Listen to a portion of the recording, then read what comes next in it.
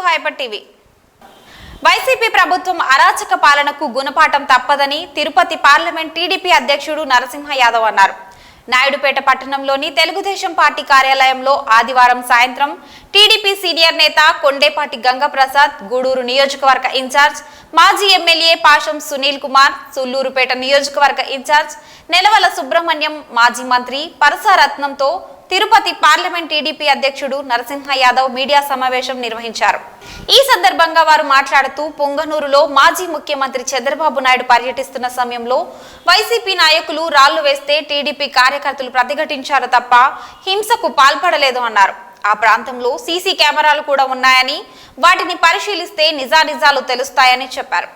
TDP నాయకులపై police అక్రమ కేసులు బనాయించడం సబబు కాదన్నారు. రాష్ట్రంలో జరుగుతున్న అరాచకాలు ప్రజలంతా గమనిస్తున్నారని, త్వరలోనే వైసీపీకి తగిన గుణపాఠం చెబుతారని, పొంగనూరు ఘటనకు నిరసనగా వెంకటగిరిలో మాజీ శాసనసభ్యులు కురుగొండ్ల రామకృష్ణ కార్యకర్తలతో కలిసి నిరసన తెలియజేస్తే వారిపై కేసులు బనాయించడం ఏమని వారు ప్రశ్నించారు. రాష్ట్రంలో శాంతి భద్రతలు కొరవడంతో కొన్ని సామాజిక వర్గాలు ఇతర ప్రాంతాలకు వెళ్తున్నారని ఆవేదన వ్యక్తం చేశారు. టీడీపీ నాయకులపై అక్రమ కేసులు బనాయించడం వైసీపీ నేతల కుట్ర ఒక భాగమని అన్నారు.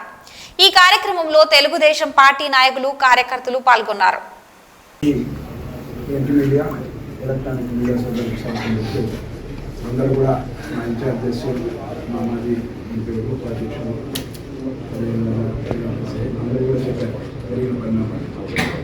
ఈరోజు తెలుగుదేశం పార్టీ పరంగా గతంలో ఎన్టీ రామారావు గారి పరిపాలన కానీ, నారా చంద్రబాబు నాయుడు గారి పరిపాలనలో కానీ ఎప్పుడు కూడా ప్రతిపక్ష పార్టీకి ఇచ్చే గౌరవం ఇచ్చాం.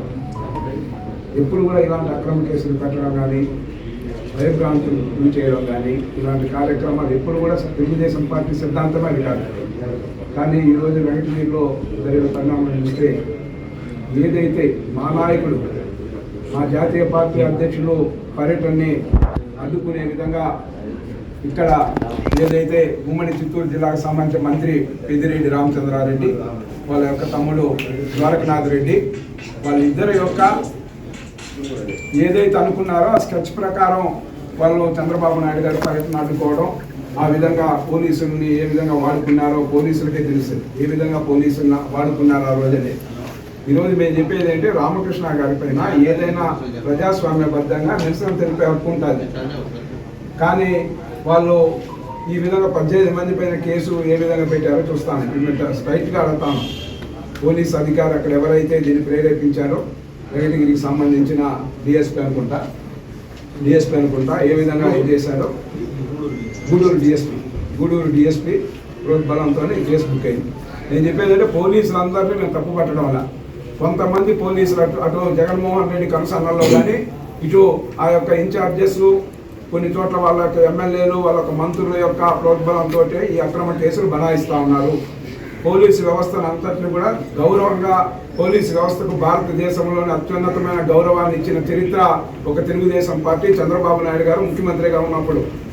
ఆత్మ పరిశీలన చేసుకోమని చెప్తాను ఈరోజు అందరినీ కూడా. కానీ అలాంటి ఆయనపైనే, చంద్రబాబు నాయుడు గారి పైన ఆయన హత్యా ప్రయత్నం చేసి ఆయన పైన కేసు నమోదంటే అక్కడ Z+ కేటగిరీలో భద్రతలో ఉన్నారు చంద్రబాబు నాయుడు గారు. గమనించాలి, మీరు తప్పుడు కేసులు పెడితే కూడా.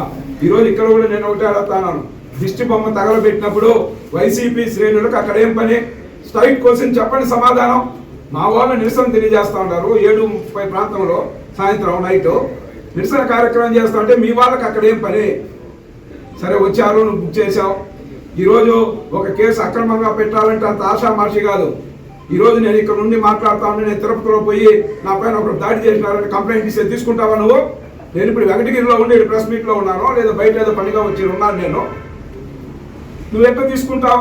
ఈరోజు సెల్ ఫోన్ ట్యాప్ చేసినా కూడా ఎవరైతే కంప్లైంట్ ఇచ్చారో, ఈ నాగరాజు కానీ మిగతా వాళ్ళు ఎవరైతే సంతకాలు పెట్టించారో నువ్వు ఒకసారి వెరిఫై చేయి.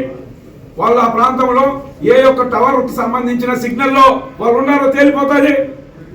అంత మాత్రం కామన్ సెన్స్ లేకుండా కేసులు బుక్ చేస్తే దీన్ని ఏమనాలి? ఇది కరెక్ట్ కాదు. తెలుగుదేశం పార్టీ మొదటి నుంచి కూడా మేము చెప్తాను, ఈరోజు కేసులు పెట్టుకోవాలనే మీ ధ్యేయం అనే విధంగా ఉంది. మా పార్టీ ఇన్ఛార్జీల పైన, మా పార్టీ మాజీ ఎమ్మెల్యేల పైన, మా పార్టీకి చెందిన ఎవరైతే ప్రముఖంగా ఉన్నారో అందరి పైన కేసులు పెడతా ఉన్నారు. లిస్ట్ ఇస్తాం, తీసుకో జగన్మోహన్ రెడ్డి.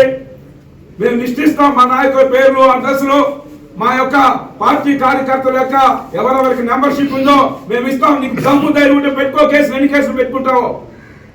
ఈ విధంగా భయభ్రాంతులు చేస్తే భయపడే పరిస్థితులు ఎప్పుడు కూడా తెలుగుదేశం పార్టీని అణచాలని చూస్తే రెట్టింపు ఉత్సాహంతో నిన్ను ముంచేస్తాం, కానీ మేము భయపడే ప్రసక్తే లేదని కూడా తెలియజేస్తూ, ఈరోజు వెంకటగిరిలో జరిగిన సంఘటనే ఈరోజు మేము పోలీసులు కూడా అందరికి కాదు, ఎవరైతే కావాలని ప్రోత్సహించి కేసులు పెట్టారు ఆ యొక్క నియోజకవర్గ ఇన్ఛార్జి పైన, నేదరమల్లి రామనారాయణ రెడ్డి పైన, రామ్ కుమార్ రెడ్డి పైన కంప్లైంట్ ఇస్తాం. రేపు మా వాళ్ళు రేపటి నుంచి బహిరంగంగా తిరుగుతాం.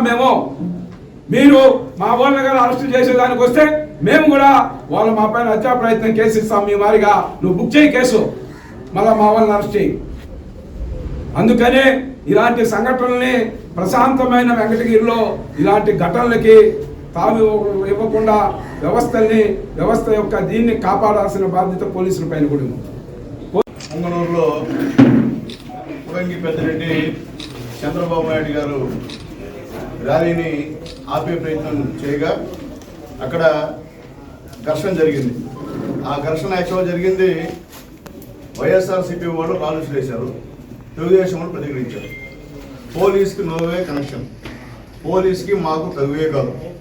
అది రాజకీయంగా పోలీస్కి తెలుగుదేశం పార్టీ వాళ్ళకి తగు చేయలేదని చెప్పి పోలీసులు మా పైన ఉసికొలిపి మా పైన అన్యాయంగా కేసులు పెట్టిన విషయం అందరికీ తెలిసిన విషయం. దాంట్లో భాగంగా మా వెంకటగిరి ఇన్ఛార్జ్ మాజీ శాసనసభ్యులు కురుగుంట రామకృష్ణ గారు, అలాగే మా తెలుగుదేశం పార్టీ నాయకులు మొత్తం రాష్ట్రం మొత్తం మీద కూడా జగన్మోహన్ రెడ్డి గారి దిష్టిబొమ్మను కాల్చారు, అలాగే పెద్దిరెడ్డి గారి దిష్టిబొమ్మను కాల్చారు. అది నిరసన కార్యక్రమం, అందరూ కూడా కాల్చింది, ప్రతి కాన్స్టిట్యున్సీలో కాల్చాం. కానీ వెంకటగిరిలో మాత్రం దాన్ని ఎఫ్ఐఆర్ చేసి రామకృష్ణ పైన ఇంకా 18 పైన మొత్తం 19 పైన 10 సెక్షన్లు పెట్టారు. 1-2 కాదు, 10 సెక్షన్లు. గతంలో మీరు ఎంతో చూసుంటారు, ఎన్నోసార్లు ఎన్నో దిష్టిబొమ్మలు కాల్చిన విషయం మీకు తెలుసు. కానీ ఈ ప్రభుత్వంలో కక్షి కట్టి కావాలని చెప్పి 10 సెక్షన్లు వేయడం అనేది చాలా అన్యాయమైనటువంటి పరిస్థితి. రామకృష్ణ పైన దాదాపు సెక్షన్ 143 పెట్టారు. 143 సెక్షన్ అంటే కొట్లాట, అది కొట్టాలేం జరగల, ఆ సెక్షన్ పెట్టారు. తర్వాత సెక్షన్ 147 అంటే గ్రూప్ తగాదాలు, అదే గ్రూప్ తగాదాలు ఏం జరిగిన పరిస్థితి లేదు, అది ఒకటి పెట్టారు. సెక్షన్ 149 చట్టవిరుద్ధంగా గుమ్ముకోవటం ఆ సెక్షన్ ఉంది, అక్కడ చట్టవిరుద్ధంగా గుమ్ముకున్న పరిస్థితి అక్కడ లేదు. అట్లాగే సెక్షన్ 341 చట్టవిరుద్ధంగా నిర్బంధించడం, అక్కడ ఆ పరిస్థితి కూడా ఎక్కడ లేదు అక్కడ. అట్లాగే 427 అంటే 50 రూపాయల విలువ కలిగిన ప్రభుత్వ ఆస్తిని మనం ఏమన్నా దానికన్నా నష్టం కలిగిస్తే ఆ శిక్షణ కడతారు. అలాగే 153A 2 కులాల మధ్య వర్గాల మధ్య ఘర్షణ పెడితే ఆ కేసు కడతారు. అట్లాగే 120B ఇది కుట్ర, ఇందులో కుట్ర ఏం దాగిన పరిస్థితి లేదు. అట్లాగే 326B అంటే ఉద్దేశపూర్వకంగా యాసిడ్ పోయడం, వాళ్ళు బాగా చూడండి, యాసిడ్ పోయడం. అట్లాగే 307 హత్యా ప్రయత్నం, 290 పబ్లిక్ గొడవ. ఈ 10 సెక్షన్లో అక్కడ ఏమి కూడా జరిగినటువంటి పరిస్థితి లేదు.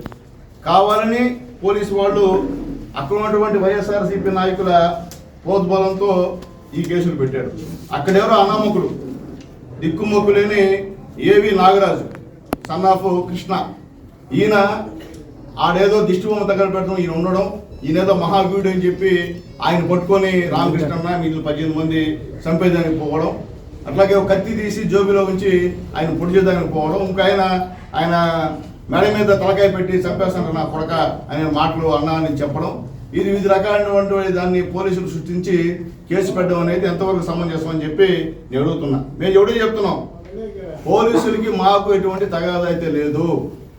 కావాలని పోలీసుల్ని వైఎస్ఆర్సీపీ నాయకులు ఉసిగొలిపి ఈరోజు ఈ యొక్క తప్పుడు కేసులు మా పైన బనాయిస్తున్నారు. కేసులు కాదు, మీరు రేపు రాజద్రోహం కేసులు పెట్టినా మేము భయపడే పరిస్థితి ఉండదు. ఎందువల్లంటే మీరు పెట్టిన కేసులు ఏమి కూడా నిలిచేటువంటి పరిస్థితి కాదు. ఎవడో చేద్దాం పోలీస్ డిపార్ట్మెంట్ వారికి. ఈరోజు మీరు వైఎస్ఆర్సీపీ నాయకులు, వైఎస్ఆర్సీపీ ఇన్ఛార్జి మాటిని ఈరోజు మీరు కేసులు పెట్టి ఉండొచ్చు మా పైన. ఇంకా 6 నెలలు మీ పరిస్థితిలో చాలా అర్థం చేసుకోమని చెప్పి నేను పోలీస్ డిపార్ట్మెంట్ వాళ్ళని కోరుతున్నా. ఇది మంచి పద్ధతి కాదు. గతంలో చంద్రబాబు నాయుడు గారి దగ్గర 14 సంవత్సరాలు ముఖ్యమంత్రిగా ఉన్నప్పుడు పోలీసు పనిచేసింది. ఎప్పుడైనా ఇలాంటి సంఘటన జరిగిందా అని చెప్పి నేను పోలీసు వారిని అడుగుతున్నా. దయచేసి మీకు చెప్తున్నాను, ఇలాంటి తప్పుడు సెక్షన్లు పెట్టి చట్టాన్ని అపహాస్యం చేయొద్దని చెప్పి మిమ్మల్ని కోరుతున్నా. అట్లాగే నేను ఎవరైతే తెలియజేస్తున్నాను, ఈ విధంగా తప్పుడు ఆరోపణలు చేసి తప్పుడు సెక్షన్లు పెట్టినటువంటి పోలీసు పైన ఎందుకు ప్రైవేట్ కేసు వేయకూడదు? మేము ప్రైవేట్ కేసు ఖచ్చితంగా వేసేటువంటి కార్యక్రమం చేస్తామని చెప్పి పోలీసు వారికి తెలియజేస్తున్నాం. అట్లాగే వైఎస్ఆర్సీపీ నాయకులారా, మీకు దమ్ము ధైర్యం లేక దొంగ కేసులు మా నాయకుల పైన కార్యకర్తల పైన పెట్టించి బెదిరించి మొన్న ఈ యొక్క పంచాయతీ వార్డు నెంబర్ ఎన్నికలు ఇనామల్స్ గెలుచుకున్నారు మీరు. అది మీ యొక్క ఆడంగితనం. మీరు నిజంగా మగోళ్ళు అయితే మా నాయకుల్ని ఇక్కడ ఉంచి మీరు యాక్షన్ పెట్టుకోండి. కాబట్టి ఇలాంటి వ్యవహారాలు చేస్తే రాబోయే రోజుల్లో మీకు ఆల్రెడీ ఈ పంచాయతీ ఎలక్షన్లోనే మీకు బుద్ధి చెప్పారు. ప్రజలందరూ కూడా చూస్తున్నారు. త్వరలో ఖచ్చితంగా మీరందరూ ఇంటికి పోవడం ఖాయం. మీరు ఎవరెవరైతే మా తెలుగుదేశం పార్టీ నాయకుల పైన, మా రామకృష్ణ ఉన్న మీ అందరికీ తెలుసు, చీమకు కూడా అపకారం చేసే మనిషి కాదు. ఆయన పైన మీరు పెట్టిన కేసులు తప్ప ఎక్కడ కూడా కేసులు లేవు. అటువంటి ఆయన పైన తీసుకొచ్చి, అలాగే వెంకటగిరిలో ఇంతవరకు ఆ సంస్కృతి లేదు. ఫస్ట్ టైం మీరు ఈ యొక్క కడప సంస్కృతిని తీసుకొచ్చి ఈరోజు వెంకటగిరిలో మీరు చేస్తున్నటువంటి పని అని చెప్పి నేను తెలియజేస్తున్నా. ఇలాంటి సంస్కృతిని వెంకటగిరి ప్రజలు ఎప్పుడు కూడా వ్యతిరేకిస్తారు, సమర్థించరు. మీ వైఎస్ఆర్సీపీ నాయకులు చెప్తున్నారు మిమ్మల్ని, ఎందుకు చేశారు ఈ పని, అన్యాయం కదా, ఇటు కేసులు పెట్టమని వాళ్ళు చెప్తున్నారు. కాబట్టి ఇటువంటి కేసులు ఇక్కడైనా మానుకోండి. మానుకోపోయినా ఇబ్బంది లేదు. ఇంకా 6 నెలల్లో చంద్రబాబు నాయుడు ముఖ్యమంత్రి అవ్వడం ఖాయం. ఎవరైతే మా పైన కేసులు పెట్టారో, ఇప్పుడు 10 కేసులు పెట్టారాడ మా పైన, మీ 20 కేసులు పెడతాం రేపు. దాంట్లో రెండో మాట లేదు. No compromise. ఎవరు చెప్పినా ఒప్పుకునే సమస్య లేదు. దెబ్బకి దెబ్బే, దాంట్లో రెండో మాట లేదని చెప్పి తెలియజేస్తూ, దయచేసి పోలీస్ డిపార్ట్మెంట్ వారు మీకు మాకు ఏ తగాదా లేదయా, మీ జోలికి మీరు మా జోలికి మీరు రావద్దు. ఇటువంటి తప్పుడు కేసులు పెట్టద్దు. రేపు ఈయన నాగార్జున వచ్చిన సెక్షన్ చెప్పగలుగుతాడా? జరిగింది అసలు ఏం రాశారు ఎఫ్ఐఆర్లో నాగరాజు తెలుసా? నాగరాజు సంతకం పట్టించుకున్నారు అంతే. వీళ్ళంతా వీళ్ళు స్క్రిప్ట్, అంటే వైఎస్ఆర్సీపీ నాయకులు ఏం చెప్తే అది పోలీసు వాళ్ళు స్క్రిప్ట్ చేసి ఈ యొక్క 10 సెక్షన్లు పెట్టారని చెప్పి తెలియజేస్తూ ఇది తీవ్రంగా ఖండిస్తున్నాం. ఏమి ఇబ్బంది లేదు, మేము ప్రజల్లోకి వెళ్తాం, కేసులోనే పోతాం, దమ్ముంటే అరెస్ట్ చేసుకోమని చెప్పి తెలియజేస్తున్నాం. అంటే జగన్మోహన్ 10 సెక్షన్లు, అంటే జగన్మోహన్ రెడ్డి గారిని రామకృష్ణ 15 మంది చెప్పే ప్రయత్నం, అంటే బొమ్మను తగలబెడితే, బొమ్మ మామూలు బొమ్మ, అది ప్రాణం ఉన్న బొమ్మ కాదు, మామూలు బొమ్మలు ఎన్నో ఇట్లాంటి తగలబెట్టే కార్యక్రమాలు చాలా చేసేది ఇంతకుముందు గతంలో కూడా. వీళ్ళు ఏంటంటే మనిషి ఉన్నట్టు మనిషి పైన హత్య ప్రయత్నం ఎవరో ధర అనామకుడి ధర ఒక అది అంటే మామూలుగా అయితే న్యూసెన్స్ కేసు పెట్టాలి దీనికి. కానీ హత్య ప్రయత్నం కేసు 307 రావాలంటే ఎవరో దగ్గర తప్పుడు రిపోర్ట్ తీసుకొని దానిపైన ఒక కథ వెళ్ళి ఆ కథ ప్రకారం ఈ కార్యక్రమం చేశారని తెలియజేస్తుంది. ముఖ్య భూమికి మీరు పోషించాలి. ఏంటంటే ఏదైనా చిన్న విషయం జరిగితే కూడా దాన్ని అన్ని విధాలుగా పేపర్లో రాసి ప్రజల ముందు ఉంచే బాధ్యత మీది. ఈ విధమైన అరాచకాలు ఇప్పుడు సోదరులు సునీలు గారు, అలాగే సుబ్రహ్మణ్యం గారు, ప్రసాదం గారు చెప్పినట్టు 10 కేసులు దొంగ కేసులు ఒకరి మీద వాళ్ళ మీద పెడుతున్నట్టు కూడా తెలియదు. ఎఫ్ఐఆర్ ఫైల్ చేసేవారు వాళ్ళు ఎవరిని వాళ్ళు అరెస్ట్ చేయాలంటే ఎప్పుడో చేసి ఉండొచ్చు. వాళ్ళు ఏదో క్రిమినల్స్ లేదా అటెంప్ట్లో మర్డర్ చేస్తాను లేదా కంప్లైంట్ ఇస్తాను. ఇదేమి తెలుస్తుందంటే ప్రజాస్వామ్యానికి ప్రజల్ని బెదిరించి, రాజకీయ నాయకులు బెదిరించి ఎలక్షన్స్ అప్పుడు ఎవరు ఎలక్షన్స్ చేయకుండా మైండ్ ఓవర్ చేసుకోవాలంటే ఇలాంటి తప్పుడు కేసుని క్రియేట్ చేసి చేయాలని చెప్పి నాకు తెలిసి ఇక్కడ ఇంటెలిజెన్స్ పోలీసు కూడా ఉన్నారు. పోలీసు వాళ్ళు కూడా నేను కోరుతున్నాను, మీరు ఈ విధంగా చేయాలనుకుంటే ఒక 5 సార్లు 6 సార్లు కంటిన్యూ కాంగ్రెస్ గవర్నమెంట్ వస్తే ప్రజల్లోనే తిరుగుబాటు వచ్చి డిఫరెంట్ సెక్షన్స్ తిరుగుబాటు చేస్తారు. ఎందుకంటే పోలీసులు సహకరించకుండా, రాజకీయ నాయకులు సహకరించకపోతే ఏం చేస్తాడు? ఒక రూమ్లో పెట్టి కొడితే కూడా తిరగబడి ఏదో చేతితో పట్టుకోవాల్సిన పరిస్థితి వస్తుంది. ఇవాళ మీరు చేసే పరిస్థితి ఎలా ఉందంటే రాజ్యాంగాన్ని రక్షించకుండా దొంగ కేసులు పెట్టి రేపేదో ఎలక్షన్లో మేమే శాశ్వతంగా ఉంటాము, పోలీసులతో ఓట్లు వేయించుకోవచ్చు, ప్రజలను భయభ్రాంతులు చేయొచ్చు, లీడర్లు పారిపోవాలి ఇక్కడ నుంచి అనేది ఒక మీ ఊహాజనిత ప్రపంచంలో బతుకుతున్నారు. నేను విజ్ఞప్తి చేసేది ఏంటంటే అది వెంకటగిరి కావచ్చు, సూళ్ళూరుపేట కావచ్చు, గూడూరు కావచ్చు, ఎక్కడైనా కూడా వాళ్ళ పథకం ఇదే. అది కాళహస్తి కావచ్చు, సత్యవేడు కావచ్చు. మేము ఈ విధంగా చేసి ఆ టైంకి ఎలక్షన్ చేయనివ్వు, వీళ్ళని అరెస్ట్ చేస్తాము, వీళ్ళు మైండ్ ఓవర్ చేయించుకుంటాము, వీళ్ళని బెదిరిస్తాము, మేము తప్పుడు ఓట్లు వేయించుకుంటాము, మేము గెలిచిపోతాము, మా దగ్గర డబ్బు ఉంది, మేము అరాచకం చేస్తాము, పోలీసులు అడ్డం పెట్టుకుని ఏదో చేస్తాము. పోలీసులు ఎవరు కూడా వాళ్ళు కూడా ప్రజా అభిప్రాయానికి మద్దతుగా ఉంటారు తప్పితే ప్రజా వ్యతిరేకంగా పోలీసులు ఎక్కడ ఉండరు. పోలీసులు కూడా ప్రజల నుంచి వచ్చిన వాళ్ళే, వాళ్ళే సపరేట్గా ఎవరికి బండ్రోతులు కాదు. నేను ముఖ్యంగా విన్నవించేది ఏంటంటే వెంకటగిరి ప్రజలు విజ్ఞులు. అది రామకృష్ణ గారే అంటలేను, రామకృష్ణ గారితో పాటు ఇంకొక 18 మంది ఇన్నోసెంట్స్ కార్యకర్తలు, లీడర్లు, వాళ్ళందరి మీద ఇదే 10 సెక్షన్లు పెట్టారు. వాళ్ళు ఎవరికి ఏమీ తెలియదు, కనీసం లేడీస్ మీద కూడా పెట్టారు. లేడీస్ మీద కూడా ఆమె కూడా అటెంప్ట్ మర్డర్ చేసిందంట. ఎంత దౌర్భాగ్యం అంటే, దయచేసి మీకు పత్రికా విలేకరులు నేను కోరుతున్నాను, మీరు దీన్ని హైలైట్ చేయండి. ఇంకా పెట్టుకోనిండి, వాళ్ళు ఎన్ని కేసులను పెట్టుకోనిండి, వాళ్ళు అరెస్ట్ అవుతారు, ఇంకా వాళ్ళు ఏదైనా చేసుకోనిండి. కాకపోతే ప్రజాస్వామ్యంలో ఇది కరెక్టా? ఇప్పుడు అక్కడ నిలబడే అభ్యర్థి కానీ ముఖ్యమంత్రిగా ఉండి ఓడిపోయిన ముఖ్యమంత్రి కూడా ఓడించిన ఘనత వెంకటగిరి ప్రజల్ని. ఏ అభ్యర్థి ఎవరు కూడా శాశ్వతం కాదు, ఎవరు గెలుస్తారు ఎవరు ఓడిపోతారు అది ప్రజల విజ్ఞత. కానీ ఈ విధంగా తప్పుడు ఆలోచనలతో తప్పుడు కేసులు పెట్టి బెదిరించి ఏదో చేద్దామంటే మాత్రం దాన్ని సహించేదే లేదు. దాన్ని ధీటుగా ఎదుర్కొంటాం. ఏ విధంగా అయినా పోరాటం చేసి అది ప్రైవేట్ కేసులు వేసి నిజంగానే పోలీసులు సహకరించకపోతే ప్రజాస్వామ్యంలో ఏ విధంగా మేము కొట్లాడాలా, మా రైట్స్ ఏ విధంగా తెచ్చుకోవాలనే దాంట్లో మేము స్థిరంగా ఉన్నాం. ఇప్పటి వరకు కూడా మాకే తెలియలేదు, ఒక 6-7 రోజులు వాళ్ళు కేసులు పెట్టే వరకు, కేసులు పెట్టినట్టు కానీ ఇన్ఫార్మ్ చేయడం కానీ ఎవరింటికి వచ్చి చెప్పడం కానీ ఏమీ లేదు. సైలెంట్గా కేసులు పెడుతున్నారు, వాళ్ళని భయభ్రాంతులు చేసేదాన్ని క్రియేట్ చేస్తున్నారు. రామకృష్ణ గారు పర్వాలేదు, రామకృష్ణ గారితో పాటు 18 మంది. అంటే మీరు గమనిస్తే దయచేసి మీకు అంతా కూడా నోట్స్ ఇస్తాము, అక్కడ చేరిన వాళ్ళందరినీ పెట్టట్లే, ముఖ్యమైన లీడర్ల మీద పెడుతున్నారు. ఇది కుట్రలో భాగం. వీళ్ళ పథకం ఏంటంటే నెక్స్ట్ 6 నెలలు అన్ని కాన్స్టిట్యూన్సీలు ఈ విధంగా చేసి ఎలక్షన్ చేయకుండా చేసుకోవాలి. ఆ టైంలో మైండ్ ఓవర్ చేసుకోవాలి. వీళ్ళ మీద కేసులు పెట్టి ప్రతి ఒక్కరి మీద ఎస్టాబ్లిష్ చేయాలి. ఇది కుట్ర, ఈ కుట్రను భగ్నం చేస్తాము, ఇది న్యాయస్థానం దృష్టికి తీసుకెళ్తాం. మేము తీసుకెళ్ళి ఇలాంటి దౌర్భాగ్యమైన పరిస్థితి మళ్ళా చెప్తున్నాను, అందరూ చెడ్డ నాయకులు లేరు వైకాపాలో, కానీ ఈ విధమైన దరిద్రపు కొట్ట ఆలోచనలు పెట్టుకుని మీరు ఏదో అని చేస్తాము, తెలుగుదేశాన్ని ప్రజలు అని చేస్తాము, మేము చాలా గొప్పలం అయిపోయామంటే చాలా మంది పెద్ద లీడర్లు పక్క రాష్ట్రాల్లో చూడండి, ఇంకో దగ్గర చూడండి, వాళ్ళు ఏ స్థాయిలో ఉన్నారో చూసుకోండి. మీరు ప్రజాస్వామ్యం అధికారం అనేది శాశ్వతం కాదు. మీరు మీకు ఇచ్చిన అవకాశాన్ని సద్వినియోగం చేసుకోవాలి తప్పితే మీకు మళ్ళా హెచ్చరిస్తున్నాం.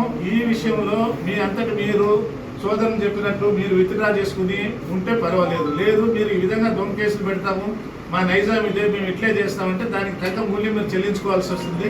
దాన్ని మేము హెచ్చరిస్తున్నాము. మళ్ళా దీన్ని మేము వెంకటగిరిలో కూడా ప్రజాస్వామ్యబద్ధంగా ప్రజలతోనే లీడర్లతో కలిపి వెంకటగిరిలో కూడా మేము కూర్చుని దీన్ని తగ్గట్టుగా మీ అందరికీ కూడా ఏ విధంగా అప్పీల్ చేయాలో అప్పీల్ చేస్తాము.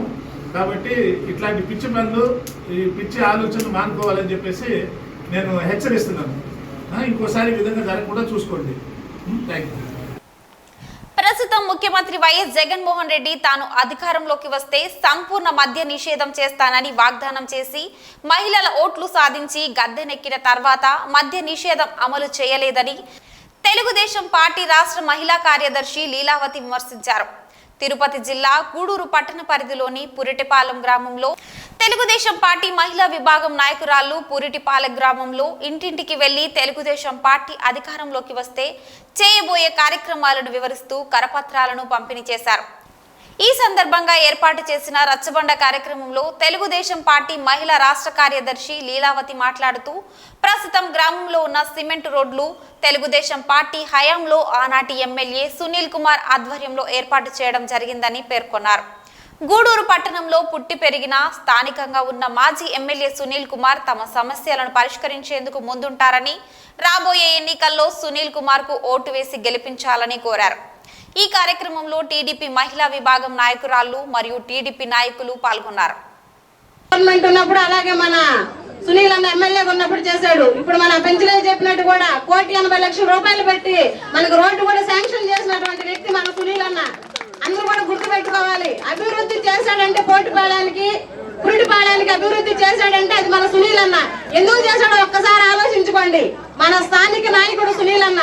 ఇక్కడ నుంచి మనం సునీల్ అన్న అంటే కోతవేట దూరంలో ఏమమ్మా అని చెప్పి పలికేటువంటి వ్యక్తి మన సునీల్ అన్న. అందరూ కూడా గుర్తు పెట్టుకోవాలి. అమ్మా మీకు సునీల్ అన్న తెలుసా, వరప్రసాద్ తెలుసా? ఒకసారి ఆలోచించండి అమ్మా. కాదు, ఎందుకు తెలియదు అంటే సునీల్ అన్న ఇక్కడ పుట్టి పెరిగిన వ్యక్తి. సునీల్ అన్న లోకలు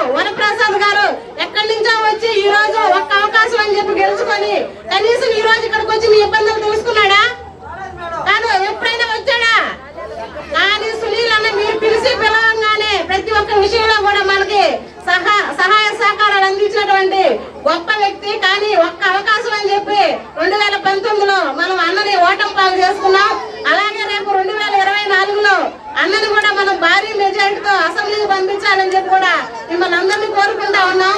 అమ్మా, అలాగే జగన్మోహన్ రెడ్డి ముఖ్యమంత్రి మీకు అందరూ తెలుసు కదా, ప్రతిరోజు టీవీలో చూస్తూనే ఉంటాం. చూసారా లేదు తల్లి?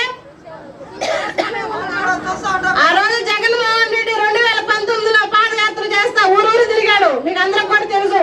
ఊరూరు తిరుగుతూ అందరికి ముద్దులు పెట్టి ముచ్చట్లాడాడు, తెలుసు కదా. ఆ రోజు మహిళలకు చెప్పాడు, నాకు ఒక్క అవకాశం ఇవ్వండి, నేను ముఖ్యమంత్రి అయిన వెంబటే సంపూర్ణ మద్యపాన నిషేధం చేస్తానన్నాడు. ఏం పెద్ద అయినా ఇప్పుడు దాకా అరిచావు కదా, ముందు ఆపేస్తున్నాడా? ఆపడం మాట పోనిచ్చి ఈదికి ఒక బెల్ట్ షాపు, గొంతుకు ఒక మందు షాపు, ఎక్కడ చూసినా పిచ్చి మందులే. మన ఇంట్లో మగవాళ్ళు తాగుతున్నారని చెప్పి ఆడవాళ్ళు కూడా పోటీ పడుతున్నారు వాళ్ళతో.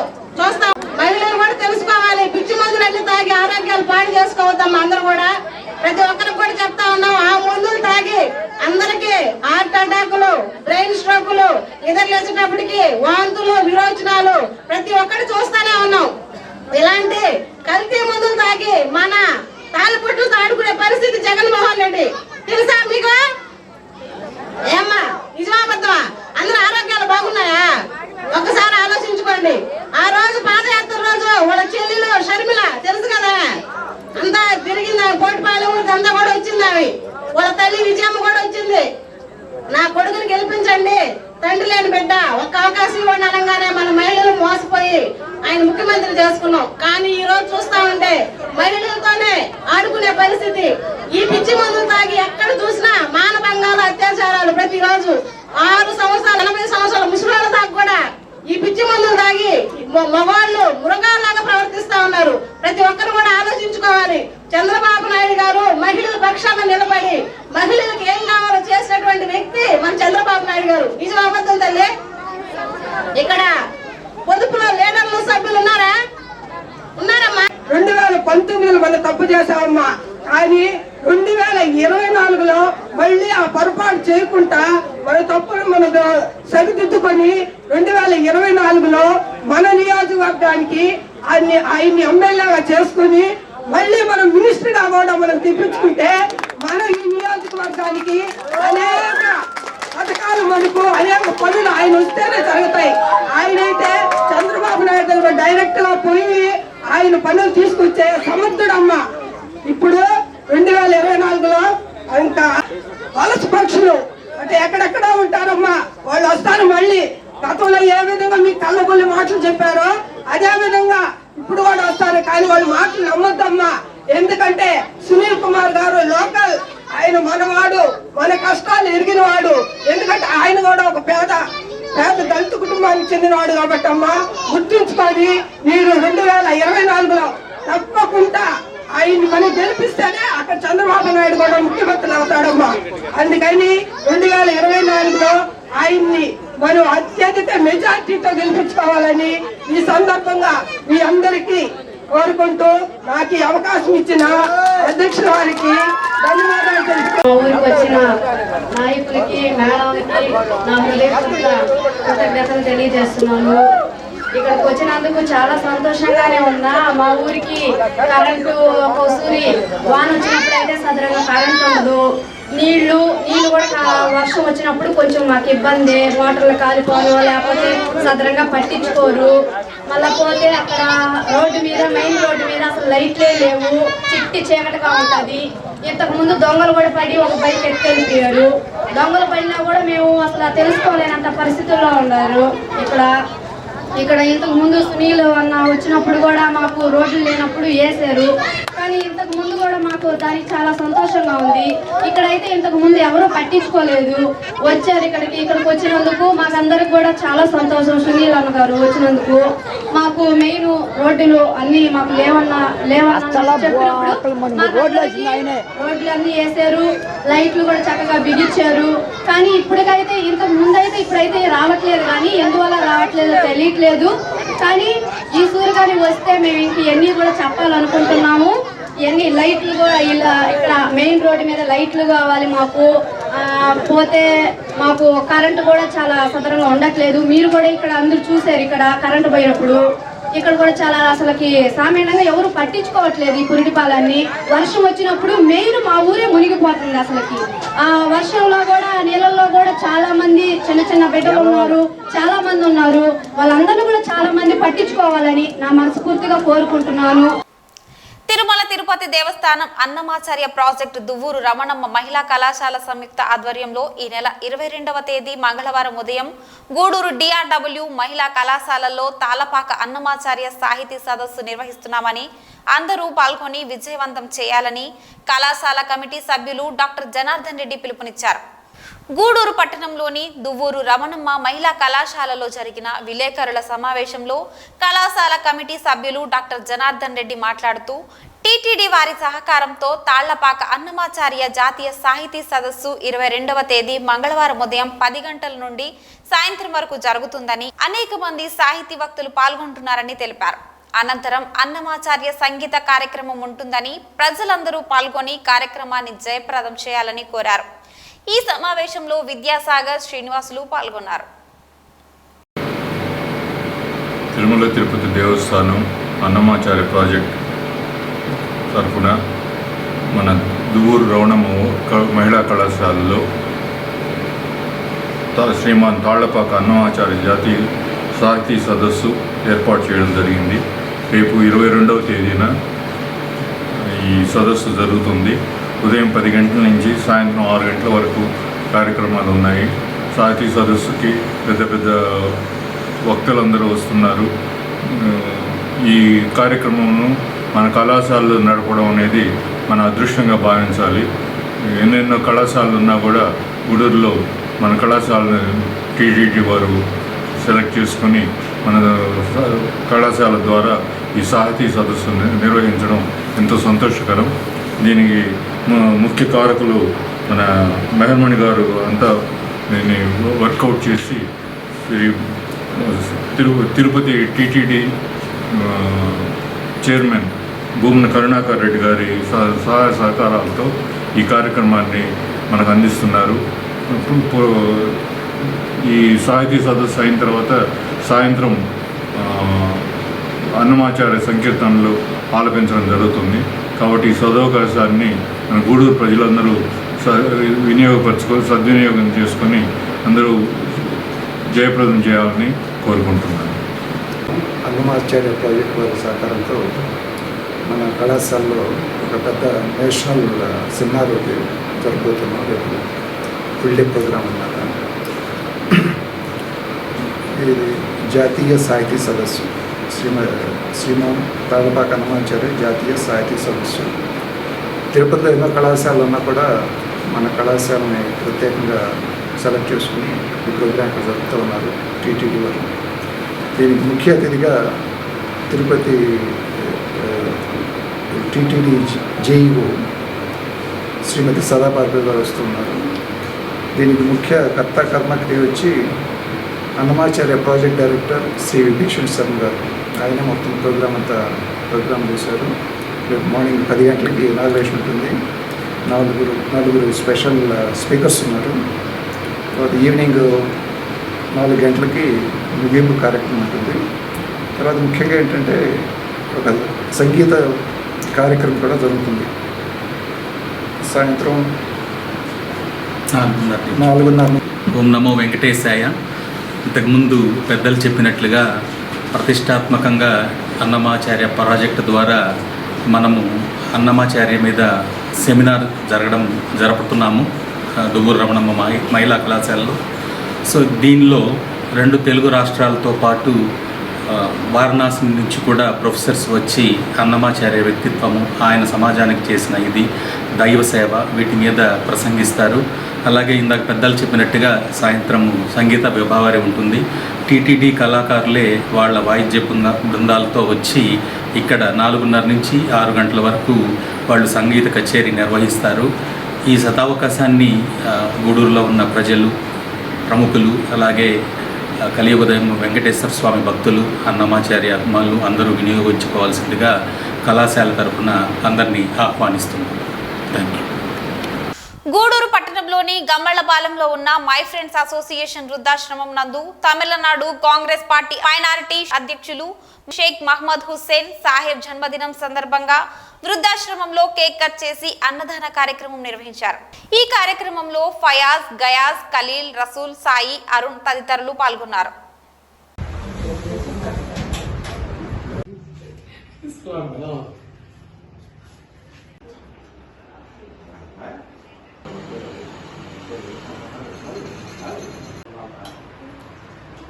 చూడండి